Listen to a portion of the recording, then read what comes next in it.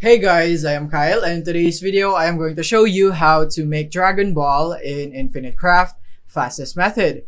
So let's get started. So the first thing that you will need is earth plus wind, and then fire plus water, dust plus earth, and then water plus water right here. And then the next thing is planet plus steam. So we're gonna add this too. And then after that is we would need lake plus water to create ocean, and then earth plus water right here. And then ocean plus steampunk. And then we're gonna add these two together right here. And then we also need plant plus steam right here to create T. And then we would need planet plus wind.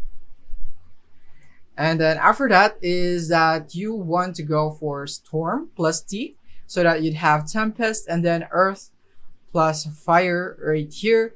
And then we'd have lava, and then steampunk plant plus wind. We'll add wind into this one to create airship.